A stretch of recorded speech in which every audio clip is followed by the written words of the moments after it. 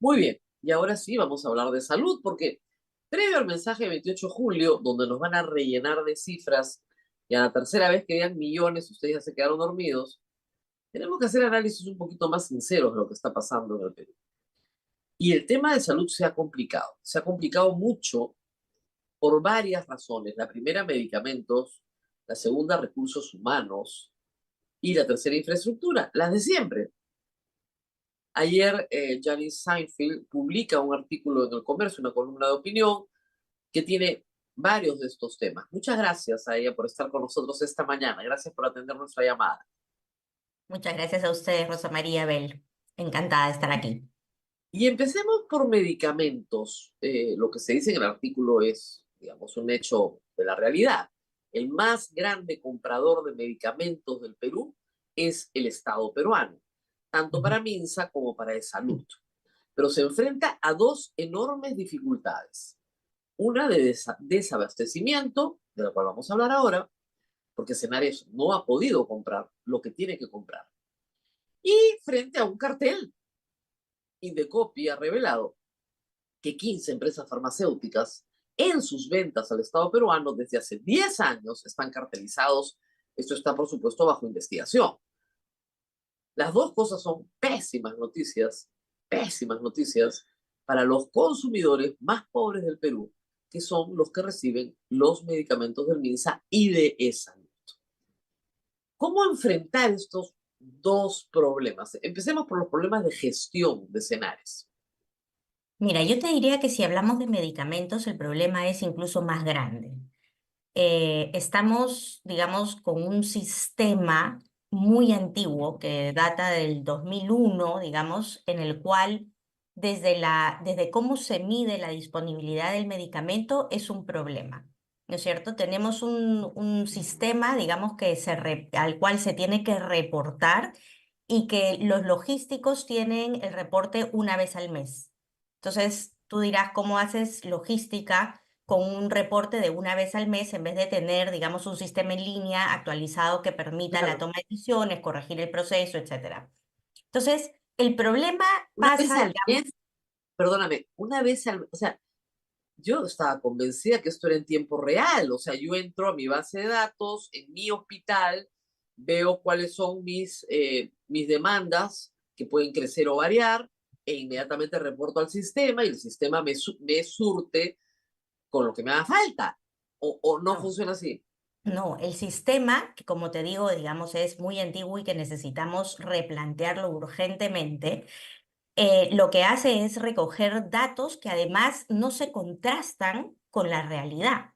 Entonces, el papel, la computadora aguanta todo, ¿no es cierto? Entonces, cuando tú ves el dato de disponibilidad en el establecimiento de salud, es un indicador sumamente débil y sumamente inexacto. Así y todo, ese indicador nos muestra que 2 de cada 5 establecimientos del primer nivel no tienen medicamentos disponibles en más de 80%, que es la medida, digamos, que se utiliza. Entonces, yo te diría, digamos, que empezamos por ahí. El indicador debería de ser medicamento prescrito versus que el paciente lo recibe. ¿No es cierto? Ese debería de ser realmente el indicador y como tú dices, debería de ser en tiempo real, un sistema actualizado que permita realmente gestionar. El segundo problema antes de ir a la compra, que es donde entra Cenares, es la programación. La programación también es muy mala. Estamos, digamos, frente a una programación que se da en función de lo que ha pasado el año pasado y el año antepasado, ¿no es cierto? Lo que se conoce como consumo histórico, que se Claro, ajusta, presupuesto digamos, histórico. exactamente. Y no, esto lo que hace es que no considera realmente la demanda, ¿no es cierto? No sabemos realmente cuánto demandan las personas que se enferman, sino lo que mide es cómo está eh, comportándose la oferta, ¿no? Porque en realidad, digamos, por ejemplo, tenemos en el país una incidencia medida, digamos, por el Ministerio de Salud y los distintos gobiernos regionales de 5% de diabéticos. A juicio, digamos, de los expertos, ese nivel de diagnóstico es bajísimo, porque Chile tiene 2 veces más, México tiene tres Claro, veces más, ¿no es ¿dónde cierto? están? ¿Dónde están? Entonces, no medimos realmente lo que estaría demandando las personas, sino cómo se comporta la oferta en función de este consumo histórico. Una vez que tú mides programación, que además digamos, eso es lo que lleva a que tú puedas determinar el presupuesto que necesitas, ¿no es cierto? Viene el proceso de compra. Y efectivamente, Cenares tiene dos grandes procesos establecidos. La compra para las estrategias, estamos hablando de la vacunación, estamos hablando de VIH, estamos hablando, digamos, de las. Tuberculosis. Exactamente. Y la compra corporativa nacional, que es lo que usan los establecimientos de salud para cualquier enfermedad que pueda tener las personas, lo que es el paracetamol, la ampicilina, ¿no? Lo que viene pasando en realidad es que esa compra corporativa nacional, que ya se tenía, y eso es realmente lo que da muchísima pena, ya se tenía establecida y se venía realizando, en realidad ya no se está haciendo de manera adecuada. Esto yo te diría que es una crisis que no es solamente de este gobierno, viene desde el 2016 Así muy es. Yani, fuertemente. pero de la experiencia cotidiana de la gente, y los que me escuchan no me dejarán mentir, normalmente, si tú te atiendes en un establecimiento de salud pública, cualquiera que este sea, en las Fuerzas Armadas sí te dan todos tus medicamentos. Esos son los únicos que realmente te dan genéricos, pero normalmente en las Fuerzas Armadas te dan todos tus medicamentos. La Policía Nacional tienes que salir al frente a comprar. En salud, mitad, mitad. A veces sí, a veces no. A veces hay, a veces no hay. Salud pública. Yo creo que no conozco a nadie que haya podido sacar sus medicamentos en salud pública. O sea, eso es más o menos el estándar, Claro. ¿ya? Al punto que la gente cree que no tiene derecho a recibir medicamentos. No se percibe como un derecho. Como un derecho en salud pública se percibe la atención médica, pero no los medicamentos. Los medicamentos salen del bolsillo de la gente. Porque ¿qué datos tenemos ahí, digamos? Nosotros teníamos muchos más datos hasta el 2016 en que se corta la encuesta que publicaba Su Salud, que medía justamente si tú podías acceder a medicamentos en la farmacia del establecimiento. Desafortunadamente se cortó esa encuesta. Lo que sí sabemos es a dónde van las personas a comprar, digamos, ante la enfermedad, ante el requerimiento de atención, a dónde van las personas. 1 de cada 2 peruanos van a la farmacia y botica. Claro. 1 de cada 2 peruanos se atiende en la farmacia y botica. Y eso es peligrosísimo, No, porque además hay que decir, y no necesariamente con un químico farmacéutico, sino no, con no, el claro. empleado de la tienda al cual tú le preguntas, dígame, me duele acá, ¿qué están llevando? Ah, señora, este tiene bastante salida, démelo. Claro, es al final, digamos, es las personas, están yendo tarde por la atención, porque ya tú vas a la farmacia cuando realmente estás con mucho Tienes dolor. dolor. 2, es básicamente automedicación, ¿no? Y 3, hasta 4 cosas te diría yo. 3, en realidad no tienes nadie que te haga seguimiento a cómo has evolucionado. Y 4, gastas de bolsillo. Entonces es en realidad, digamos, pues una No, medida además, perdóname, bastante en el Perú se dispensan antibióticos a la para libre. automedicación. Y a usted le dirá, pero ¿por qué no? Miren, yo hace unos meses estuve, hace no mucho tiempo en Colombia, ¿no? Y yo quería un antibiótico y fui a la farmacia y me miraron como si fuera un monstruo. Señora, me dijo, los antibióticos en Colombia solo se despachan con receta médica. Y claro, tenía toda la razón. Pero por Toda supuesto, la porque razón. estamos No porque no condenándonos queramos a que un ustedes que nos futuro. escuchan, claro, no es porque no queramos que ustedes que nos escuchan no se curen solos, ya no es por hacerles más cara la vida ni más difícil, sino porque si todos nos administramos antibióticos con automedicación, las bacterias mutan y se hacen resistentes a los antibióticos y tenemos un problema de salud pública, ¿ya? Pero en fin, pero claro, eso que debería combatir el Ministerio de Salud, en realidad lo está promoviendo, porque la gente quiere curarse, nadie quiere tener dolor. Así es. Yo creo, Rosa María, que, digamos, incluso encima, digamos, del problema de medicamentos, que es fuertísimo, porque es además lo que más impacta en el bolsillo de las personas, tenemos digamos, lo evidente, una pérdida de institucionalidad muy grande, con ministros que duran 4 meses, con presidentes ejecutivos de salud que duran 3 meses, y necesitamos, digamos, continuidad para tener políticas de Estado, ¿no? Necesitamos, digamos, saber cuál es la política sanitaria, cuál es el norte, que realmente Ahora, se... no es que no se gaste, ¿verdad? ¿Cuánto se gasta comprando medicamentos al año en el Perú? El A Estado, ver, ¿cuánto gasta? mira, si tú ves las grandes cifras, en realidad pareciera que estamos haciendo la tarea. Te voy a decir tres cosas, digamos, que me parecen importantes. Nosotros en el 2009 apostamos por un modelo de aseguramiento universal. Queríamos tener un aseguramiento universal para garantizar la cobertura de atenciones a las personas. ¿No es cierto? El aseguramiento era la herramienta para que las personas puedan tener atenciones cuando las necesitaban y cobertura financiera. ¿Ya? Esto es, digamos, 3 dimensiones. Uno, cobertura poblacional, que más personas tengan el seguro. Si nosotros vemos cómo estábamos en el 2009, 38% de las personas tenían seguro. Y lo que más les preocupaba, digamos, de acuerdo a la encuesta nacional de hogares, era hacerle frente a sus problemas de salud y los de sus familiares. En el 2019, 84% de las personas ya tenían un seguro. Y en ese momento se da, digamos, al año siguiente se da un decreto de urgencia que se dice que todos tenemos acceso al SIS si no tenemos ningún seguro. Entonces, cobertura poblacional, uno diría, check, ¿no es cierto? Hemos puesto el pie en el derecho de las personas. La segunda dimensión es la cobertura prestacional, es decir, ¿qué reciben de atenciones estas personas que están aseguradas? Y si nosotros vemos también en el 2009, cuando se da la Ley de Aseguramiento Universal, se crea un plan de beneficios, ¿ok? Que se llama el Plan Esencial de Aseguramiento en Salud. Ese plan cubría el 65% de la carga de enfermedad, es decir, de todas las enfermedades que tienen los peruanos, cubría el 65%.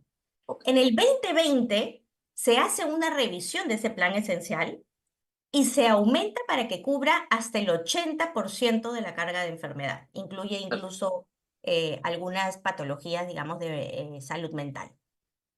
Y finalmente, si tú ves la cobertura financiera, es decir, que las personas accedan, pero que no tengan que pagar de bolsillo, en el 2018-19, el presupuesto en el sector salud era de 16.000 millones, MINSA, gobiernos regionales. En el 2024 es 29.000 millones, o sea, es ¿Ah? 80% más.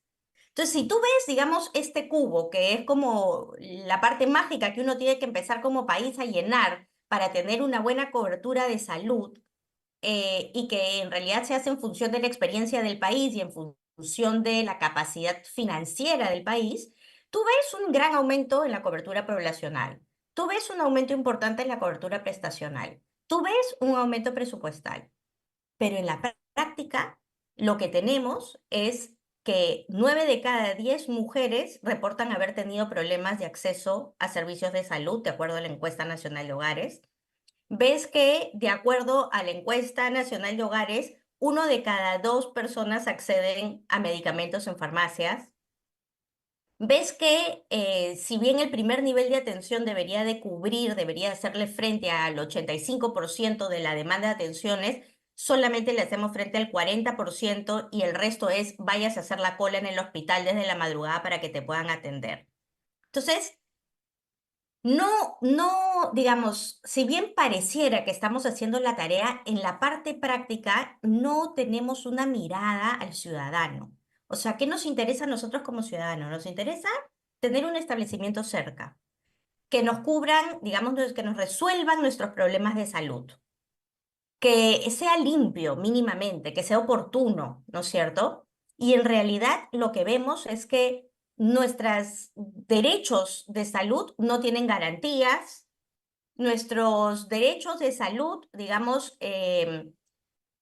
no se dan en la práctica, ¿no? Y estamos frente a un momento, digamos, de cambios demográficos y epidemiológicos que son importantes. O sea, tienes una Claro. población que va cada vez envejeciendo, ¿no? Al 2050 vamos a tener una esperanza de vida de 80 años.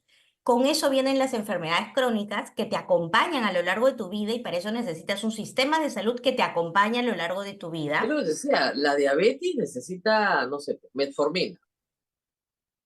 O sea, tienes que tomarla por vida, Así ¿no? es, así es. Todos los que tienen problemas de tiroides tienen que tomar de Eutirox por de por vida, vida. de por vida, de por vida. O sea, ¿quién te paga eso de por vida? Se supone que la salud ¿Y quién te pública. hace el seguimiento para ver que no esté, digamos, avanzando de una manera que necesite repensarse el tratamiento, ajustarse el tratamiento? Claro, Entonces, claro, lo que tú tienes en realidad en ese sentido es que, por ejemplo, en temas de cáncer, con los aumentos, digamos, en los casos, en la incidencia que va a haber, me parece que es que 2 de cada 5 mujeres se hacen el Papa Nicolau. Y una mujer de esas que se hacen el Papa Nicolau no llegan a conocer su diagnóstico, ¿no? Tú tienes que en diabetes el 5% está diagnosticado. ¿Cuántos no están diagnosticados? No sabemos. Pero incluso de ese 5%, 3 de cada 10 no reciben el tratamiento. Igual con hipertensos. Entonces, se nos está escapando la gente del sistema de salud y esos problemas de salud van a venir con mucho más fuerza y con mucho menor capacidad de ser claro. Lo que atendidos pasa en es un que primer nivel de atención. todo lo que son enfermedades silenciosas, digamos, pudiendo ser prevenibles y tratables y no terminar causando la muerte de la persona, terminan causando la muerte de la persona y en una manera mucho más costosa para el Estado y para la misma persona, porque no se hicieron las cosas antes, ¿no? Todo lo que es prevención se pierde en el camino. Ahora, en el caso de la adquisición de medicamentos, en la columna se habla de un sistema que es el sistema de subasta inversa, que parece muy lógico, es decir, yo le pido a todos los que califican que me presenten sus precios y el que me ponga el precio más bajo, a ese le compro. Nada complicado, ¿no es cierto? Todos me van poniendo precios, entonces yo ordeno los precios, el que está abajo, a ese le compro. ¿Qué ha pasado para que 15 empresas estén en este momento investigadas en Indecopi? ¿Qué Hace ha pas- 20 años que tenemos este sistema. digamos, ¿qué ha pasado? Que tenemos un sistema que efectivamente viene del 2006 y que ya se conoce el mecanismo y uno tiene que estar innovando constantemente porque desafortunadamente echa la ley, echa la trampa, ¿no? No quisiéramos La que fuera así. corrupción se cuela por todas partes. Así es, la corrupción se cuela por todas partes. Y lo que tenemos es de que en realidad no todos los medicamentos deberían utilizar el mismo mecanismo de compra, ¿no es cierto? Los medicamentos se deberían de, por lo menos, distinguir de acuerdo a 2 factores que afectan mucho las herramientas de compra. ¿Cuánto te representa en gasto? ¿Es un medicamento muy caro o es un medicamento barato? Para, ¿Y cuántos competidores tienes en el mercado? Entonces, es verdad que la subasta inversa se utiliza cuando tú efectivamente quieres seguir bajando el precio en el mercado, pero hay muchísimos medicamentos que en realidad representan un gasto muy bajo y que lo que deberían de utilizar es un catálogo electrónico. Y ese catálogo electrónico es una herramienta que te va a permitir, uno, disminuir la tramitología para todos los funcionarios que están abocados, digamos, a la subasta inversa, y dos, mayor transparencia. Entonces, yo creo que es momento, digamos, de replantear esos mecanismos de compra claro, y hacer digamos, uso de si otras tienes que comprar herramientas. Pausa, un Rosa María. medicamento, sí, vamos a la pausa, pero vamos a plantear esto. Si tienes que comprar un medicamento genérico, súper usado, a ver, paracetamol, ¿ya? Lo más usado que hay, ¿ya? Tú puedes fijar un precio en un catálogo y ese es el precio y el que entra, entra, el que no entra, no entra, chao, y lo fijas Así es, tú. y no comienzan a salir proveedores que no tienen la capacidad de mantenerse, digamos, a precios tan bajos, porque a veces a través de Ah, la colusión se cuelan, digamos, otros proveedores que ponen el precio muy bajo y evitan competencia, ¿no? Y puedes en realidad hacer que que los contratantes tengan un catálogo electrónico disponible en cualquier momento. Claro, el catálogo electrónico lo fija el MINSA, lo fijaría el Así. Estado, escenarios. Vamos a la pausa y vamos a seguir explicando eso y regresamos para ver si usted va a tener o no medicamentos este año, porque el problema es que parece que no hay. Pausa. Esperamos que estos temas se traten en el mensaje del 28 de julio. No podemos asegurárselo a nadie, ¿ya? Pero esperamos que hablemos de salud y de salud pública. Pero bueno, esperamos. Entonces, en este momento hay un desabastecimiento de medicamentos. Al margen del cartel y de que todo lo que se tiene que hacer para reformular el sistema de compras, hay un problema logístico. Cenares dice que ha aplicado los fondos públicos a pagar deuda antigua y que no hay para comprar nuevos, que se les acabó la plata de este año y Pues lo que pasa también, es que ahí, ¿qué ha perdóname, pero es pasado? que tenemos un problema grandísimo de recurso humano, ¿no? Estamos perdiendo capacidades en el Ministerio de Salud y Senares es un ejemplo clarísimo, ¿no? Ha tenido 7, 8 presidentes, directores que han durado en promedio 2 meses, cada uno. Entonces, algo que en realidad tenía que ser evidente, ¿no es cierto? Tú tienes que honrar, digamos, los compromisos de la compra del año pasado, pero tienes que tener presupuesto para la compra de este año. O sea, eso es como muy Claro, evidente, como lo obvio. como lo evidente, efectivamente, ¿no? Entonces, claro, ¿cuál es la respuesta ahora? En realidad, ante los problemas de gestión tan grandes que está teniendo el Senares, está haciendo que sean las regiones las que compren. Eso es gravísimo. Y expliquemos por qué. ¿Por qué es una mala idea? Porque, claro, tú dices, mira, todos dependemos de este papá. Bueno, papá no está, cada uno baila con su pañuelo. No, no, no, no. ¿Por qué esto es una mala idea? Es una muy mala idea porque en realidad la razón por la cual se pasó a ser justamente una compra corporativa nacional es porque tú podías negociar muchos mejores precios cuando compras, digamos, para todo el país, ¿no es cierto? Entonces, cada medicamento que tú compras para todo el país tiene la capacidad de negociar un mucho mejor precio y de pedir, digamos, Por determinados volumen. indicadores por volumen, ¿no es cierto? En estos momentos, si lo pasas a las regiones, uno, vas a tener mucho menos capacidad de negociación, dos, vas a tener mucho más posibilidades de corrupción, tres, Claro, vas a pues, dejar a algunas si de hay, las regiones. a ver, para que piensen, si hay un cartel de 15 farmacéuticas hace más de 10 años y el Ministerio de Salud no lo ha detectado a ese nivel, ¿se puede imaginar lo que van a hacer compras locales? Y te puedes imaginar además qué pasa si en las regiones no hay las capacidades para llegar a hacer la compra. Entonces vas a dejar a regiones, por ejemplo, la selva, que ahora en estos momentos tiene muy baja capacidad de ejecución, la vas a dejar probablemente desabastecidas, ¿no? Entonces, Como ya están realmente ahora, es ahora, lo que ha dicho el peor, yo ministro es que se creo. va a usar la caja chica de cada hospital para comprar medicinas. Pero la caja chica solamente sirve para comprar, digamos, en casos de emergencia, no puedes, si decíamos de que había un problema, digamos, de demanda, ¿no es cierto?, en la programación, ¿tú te imaginas lo que va a hacer esto? En realidad no tiene ninguna lógica y esto es un problema de falta de rectoría. Necesitamos, por favor, que se tenga una política sanitaria y que se pongan personas adecuadas en el cargo. No podemos estar a merced de personas que por amiguismos o por Bueno, hay que decirlo relaciones. con sus nombres. En los últimos 3 años, desde el 2021 hasta la fecha, el Ministerio de Salud, salvo el honroso caso del doctor Ceballos, que sí dirigió una política de vacunación absolutamente exitosa contra el COVID, luego el Ministerio de Salud fue capturado por Vladimir Cerrón y luego por César Acuña. Lo que tenemos son dos partidos políticos que han controlado al Ministerio de Salud, Perú Libre y APP. Y este es el resultado. Y que si bien, digamos, el sector salud ha estado por mucho tiempo necesitando cambios muy importantes, en realidad, aunque tú no podías creerlo, lo que estamos viendo es y una ida hacia atrás y una desinstitucionalización y una pérdida de capacidad de toma de decisiones importantísimo.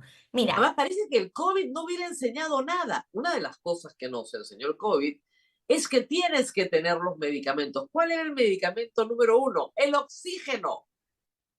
El Perú no tenía oxígeno, por el amor de Dios. y Y eso eso causó que muchísima gente fallezca muriera. habiendo podido evitarlo, ¿no es cierto? Efectivamente. Y lo que hablábamos, o sea, estamos frente al cáncer, digamos, en un proceso de incremento digamos, las estimaciones te muestran que al 2045 va a haber un aumento de 70% en las incidencias. Si tú no tratas, si tú no diagnosticas tempranamente el cáncer, se vuelve efectivamente una enfermedad mortal, no teniendo que serlo. ¿No? Así es. Somos de los pocos países que todavía tiene cáncer de cuello uterino, por ejemplo, cuando es completamente prevenible, Completamente, ¿no? pero es una inyección. Te ponen una vacuna contra el cáncer, papiloma humano y se acabó el problema. Y muchos de los cánceres pueden ser prevenibles o diagnosticados de manera temprana. Muy temprano. Entonces, o lo que hablábamos de la diabetes, de la hipertensión, etcétera. Ahora, otro problema que yo creo que es importantísimo y no lo vamos a resolver en el corto plazo, pero sí necesita ser abordado, es que estos 29.000 millones que nosotros tenemos en el sector salud, en realidad no le llegan, digamos, de manera transparente y fácil a los hospitales, a los directores de los hospitales. Estos se asignan de maneras muy distintas. Tienes 35% del presupuesto que se asigna a través de programas presupuestales. Son 14 programas presupuestales para la anemia, para la salud materna, para la tuberculosis, para el VIH, para el cáncer, etcétera, ¿no es cierto? Y tienes otro 50% que se asigna a través de una asignación que no termina necesariamente en productos que tienen más libertad. Entonces, tú imagínate un director de hospital que le llega la plata por puchitos, ¿no es cierto?, para enfermedades que tienen que ver con un programa presupuestal, para tratamientos que tienen que ver con otro programa presupuestal. Así, 14, ¿no es cierto? Y que no te llegan además por una sola entidad. Parte te llega por el MINSA, parte te llega por el gobierno regional y parte te llega por el SIS. Entonces, la gestión hospitalaria se vuelve realmente muy difícil. Y tú tienes cosas tan locas como, por ejemplo, un programa presupuestal le da plata al establecimiento de salud para comprar una refrigeradora donde se pueda poner, digamos, las vacunas para mantener la cadena en frío, Ah, no se puede utilizar para otra cosa. Esa no, refrigeradora en ese establecimiento de salud no se puede utilizar para esa cosa porque la asignación viene por el programa presupuestal de salud materna neonatal. Entonces, un sol que tú le metes al sistema no es un sol que llega a la atención del paciente. ¿Entiendes? Se va diluyendo claro, y o le sea, si llegará tú quieres una nariz. refrigerar insulina, porque necesitas refrigerar la insulina, no puedes. No puedes. O sea, tienes una refrigeradora para la insulina y otra para la vacuna y otra, dependiendo del programa en el que estés. Dependiendo. Es como que las personas estamos partidas, digamos, en Claro, programas, en ¿no? pedacitos, En dependiendo del órgano pedacitos. del cuerpo. Y lo mismo el director, que tiene que armar sudokus, digamos, llenar sudokus todos los días, porque además cada uno de estos mecanismos tiene, digamos, sus propias reglas y tiene sus propias reglas de rendición de cuentas. Exactamente, tienes que rendir cuenta, pues. Así es. Entonces es muy complicado. El SIS, que es el Seguro Integral de Salud, que es, digamos, la institución creada para el aseguramiento, maneja el 6% del presupuesto. 6. Bueno, Entonces, yo claro, siempre hacía la broma con especialistas, decía, mira, no es seguro, no es porque integral. no es integral y lo de salud está por verse, porque la verdad que mucha salud no sacas. Claro, entonces si nosotros pensamos en qué cosas necesitamos hacer para cambiar este sistema, yo te diría que en temas de financiamiento necesitamos tener un seguro y necesitamos manejar un fondo. Ese fondo debería de recibir toda la plata que no es estrategias de salud pública, eso que lo maneja el MINSA directamente de manera universal.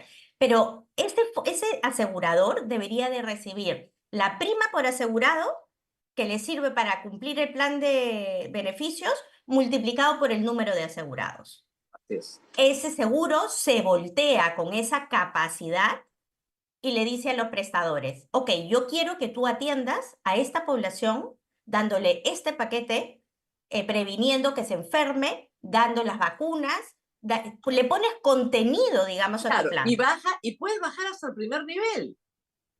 Y tienes que bajar hasta el primer nivel, porque la gente Así es. necesita un establecimiento cercano. Porque además, Mira, esa entrada al sistema de salud tiene que ser por ese primer nivel, mire, para que tú sepas claro, a hay que dónde decir, tienes que ir y cerraron el primer nivel de atención en la pandemia.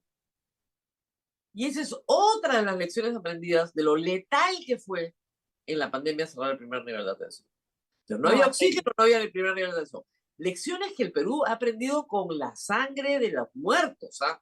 Estamos hablando yo de... te diría que hemos vivido con la sangre de los muertos, no estoy tan segura de que las hayamos aprendido.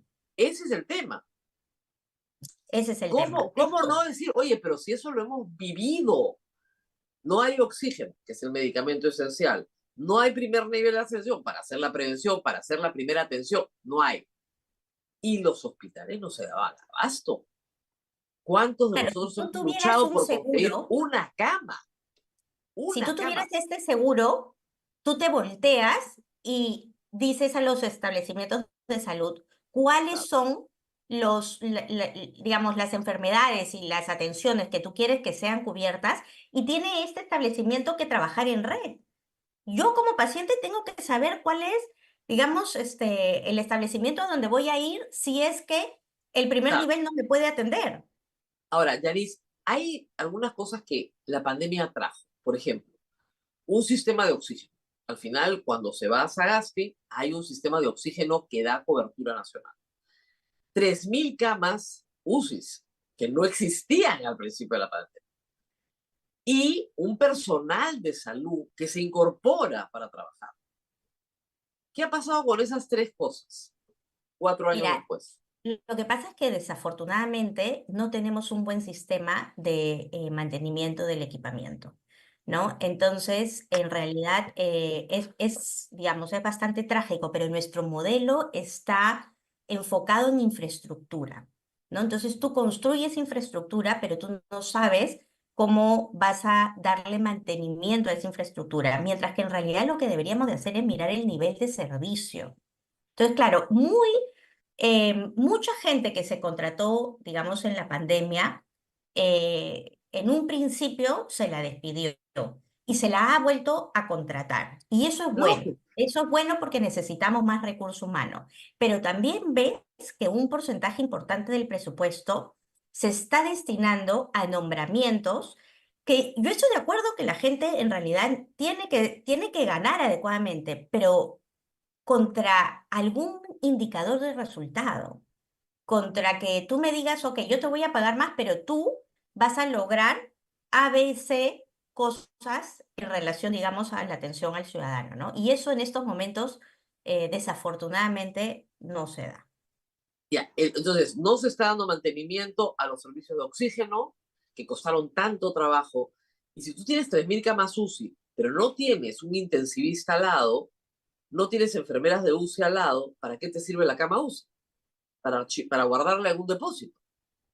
Claro, lo que pasa es que, digamos, estamos mejor de lo que estábamos al inicio de la pandemia, sin duda, ¿no es cierto? Pero es también cierto que muchas de las cosas muchos de los aprendizajes y de los logros se está retrocediendo. Por ejemplo, un logro que tuvimos durante la pandemia fue la telesalud, ¿no es Ah, cierto? En estos momentos se ha retrocedido muy fuertemente porque además muchos de los establecimientos de salud no tienen conectividad.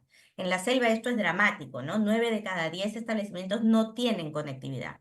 Entonces, claro, tú estás en un proceso, y eso hay que destacarlo, donde se están conformando las redes integradas de salud. Claro, tenemos solamente dos que están en piloto, la de Villa El Salvador y la de Trujillo, pero se está operativizando, ¿no? Se está ¿qué es una teniendo. red integrada de salud? Para que la gente nos entienda.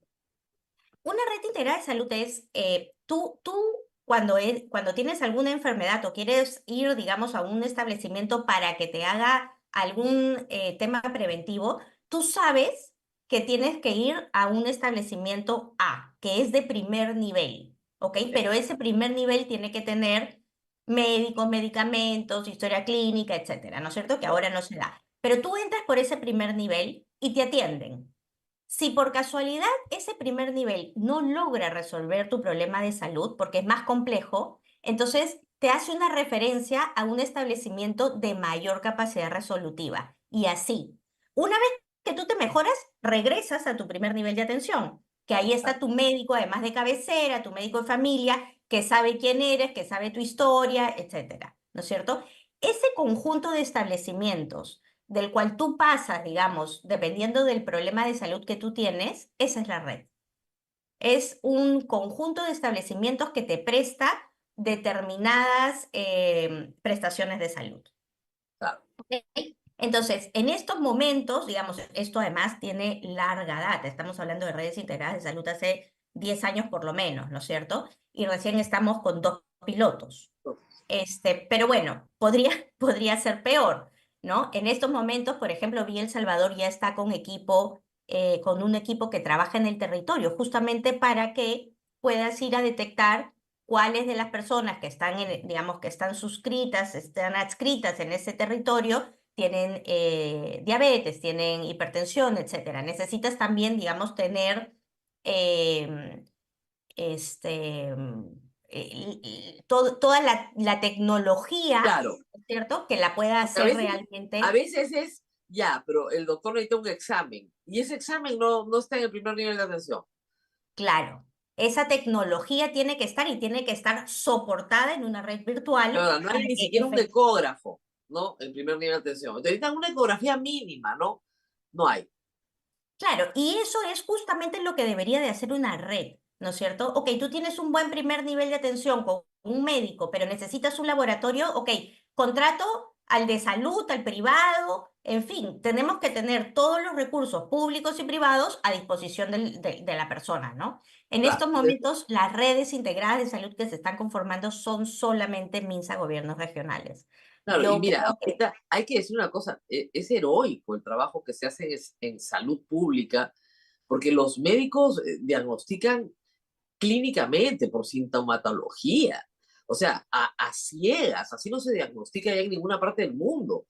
No hay exámenes oportunos de laboratorio y no hay exámenes, tomografía, de apoyo al ecografía, diagnóstico, exactamente, y el diagnóstico es apunte síntomas, lo sí. cual es heroico, el médico te está dando lo mejor que tiene y muchas veces va a ser acertado, no se asusten, pero pucha, que sería mucho más preciso el doctor si tuviera toda la batería de test que hay que hacer. Eso en la salud privada, que es el estándar, en la salud pública no es el estándar porque no hay plata ni para reactivos en el laboratorio. Porque no hay gestión en realidad, Claro, ¿no? porque sí hay Porque, la plata, pero no hay quien la administre para que hayan esos reactivos en ese laboratorio que debería tener el primer nivel de atención. Y si no tiene ese laboratorio, hay uno que cubre toda una zona. y nosotros tenemos experiencias exitosas en el Perú mismo, o sea, no nos tenemos que ir muy lejos. Salud tenía un esquema que contrataba las unidades básicas de atención primaria. Podían ser Exacto. privados, podían ser municipios, etcétera. Pero ese establecimiento de salud sabía a qué población atendía. ¿Ok? Entonces tenía 50.000 asegurados a los cuales tenía que atender. Esa UBAP, esa unidad, tenía los medicamentos, los médicos y los Claro, medicamentos para las enfermedades más recurrentes que existían, digamos, en en esa ese zona. ámbito, ¿no es Claro, cierto? Y el paciente, digamos, iba y tenía el médico, y tenía el laboratorio, y tenía el ecógrafo, y todo ahí. tenía, digamos, apoyo de salud mental, hasta nutricionista, etcétera, ¿no? Y funcionó muy bien. La ¿Qué pasó? satisfacción de los usuarios era alta, te atendían mucho Bueno, más ¿qué pasó rápido. con las UBAPs? Las desaparecieron, ¿Ok? las Eso es el Perú, desaparecieron. señores. Eso lamentablemente es nuestro país. Yo le agradezco mucho a Gianni Seinfeld para que todos ustedes escuchen esto y el día 28 de julio, cuando escuchen hablar de salud pública y millones, y el hospital tal, y el hospital cual, y el hospital, vamos a terminar el hospital. No estoy opuesta, por supuesto, a la construcción de infraestructura limpia, decente, agradable y todo lo demás para el público. Pero lo más importante es darle a una persona atención Así es. personalizada. Hay que Las pensar en el enfermedades, nivel del servicio. Eso es lo que tenemos que cambiar el chip urgentemente. claro, lo más importante es la atención. O sea, yo necesito hablar con un médico que me diga qué tengo y qué debo hacer para sentirme mejor. Y eso es un derecho de todos los peruanos.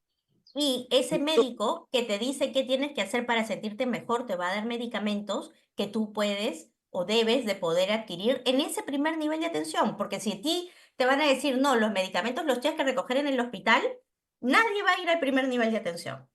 Claro. Y además, esos medicamentos no los tienes que Nos pagar, vamos, Rosa María. porque te tocan, porque es tu derecho. Muy bien, muchas gracias por haber estado con nosotros. Antes de irme, un segundo, no, 2 segundos. No dejen de leer la columna de Coqui Bruce ayer sobre lo que pasó en la Embajada de Francia con nuestro canciller. ¡Qué vergüenza! Segundo papelón, ¿ah? Pero estos son papelones ya, o sea, el de Canadá era un papelonazo, pero el de Francia, ay, Diosito lindo. ¡Qué vergüenza! Pero qué vergüenza. Ya, habría que poner. El problema es que el canciller no es que sea inculto, ¿ah? Porque sí es un hombre cultivado. El problema es la barbaridad que dijo. Eso es más grave todavía. Muy bien, mañana se las cuento. Nos vemos mañana. Nos Chau, vemos chau. mañana, Rosa.